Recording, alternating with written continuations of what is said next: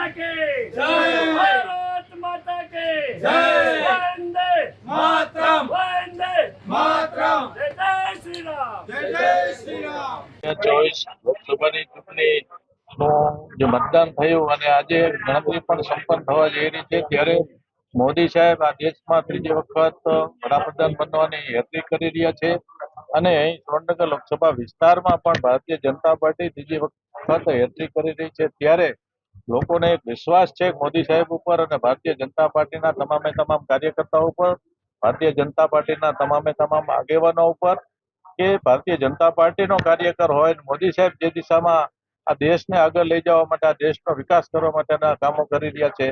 આદરણીય આપણા મુખ્યમંત્રી ભૂપેન્દ્રભાઈ પટેલ અને સંગઠન પ્રમુખ આપણા પાટીલજી પણ આ દેશ માટે અને આ ગુજરાત માટે વિકાસની જે કેડી કંડારી રહ્યા છે એ જોતા લોકોને એમના ઉપર ભરોસો પૂરેપૂરો છે.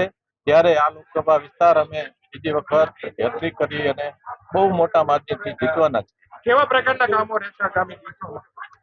આગામી સમયની અંદર ડોક્ટર મહેન્દ્રભાઈ મુંજપરાએ જે કઈ આ વિસ્તારના વિકાસ માટેના કામો આદરેલા છે એ કામો પ્રથમ અમે પૂર્ણ કરવાનું પ્રાધાન્ય આપીશું.